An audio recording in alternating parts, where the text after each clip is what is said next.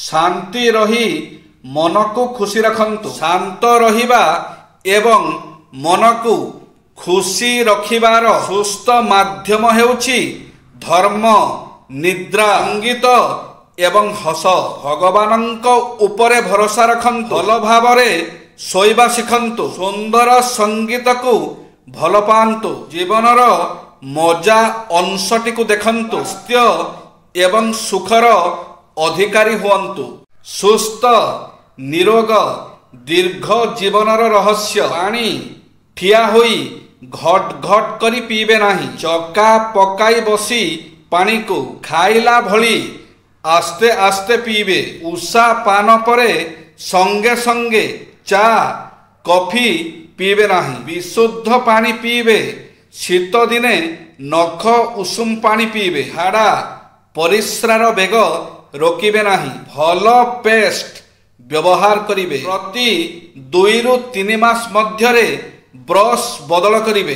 प्रथमे पादर 2 बुढ़ा आंगुठी नखरे नाभिरे तापरे मुंड ओ देहरे तेल लगाइबे। बारंबार तेल बदल करिबे नाही। सबुदिन गोटिए प्रकार तेल लगाइबे। मोटा गामुछा बा तौलियारे घसी होई गाधोइबे।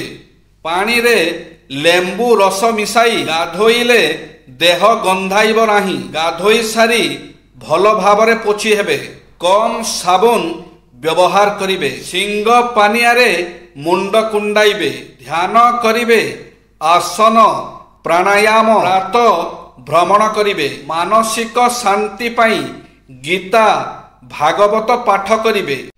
भय ही चिंता सृष्टि करे। चिंता आपणଙ୍କୁ कबलित करे ओ स्नायु उपरे चाप पकाए। स्नायुर वैकल्य घटी पाकस्थलीर हजम प्रक्रिया रे बाधा उपजाए एवं अस्वाभाविक पाकाशय रस क्षरण हेबा द्वारा पेप्टिक आल्सर भली रोग होइथा। डॉक्टर जोसेफ एफ मोन्टेक जिए कि नर्वोमाक ट्रावल बहिर लेखक से मध्य एका कथा कहिछंती। से कहिछंती आपणଙ୍କ पेटरे घा आपण एणु तेणु खाइबा द्वारा हुए नाही। आपणଙ୍କୁ जेउ उद्भट चिंता सब बेले खाई चलीछि ताहारी पाई पेट रोग होइथाय।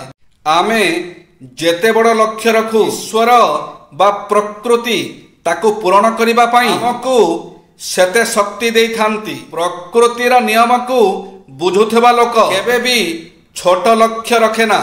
तेबे उच्चतम लक्ष्य रखंतु। ध्येय ही जीवनर शरीर मन ओ बुद्धि को दिग्दर्शन देइथाय। स्कूल न जाई भी पिलाटी केमिति चलिबा उचित, केमिति कथा कहिबा उचित, केमिति हसिबा उचित, केमिति नमस्कार करिबा उचित, निष्पत्र केमिति सजाड़ी रखिबा उचित इत्यादि को केवल निरीक्षण करी अति सहजरे शिखि जाए। सेथिपाई निरीक्षणर गणित को बुझिबाकू चेष्टा करंतु। जय श्री जगन्नाथ।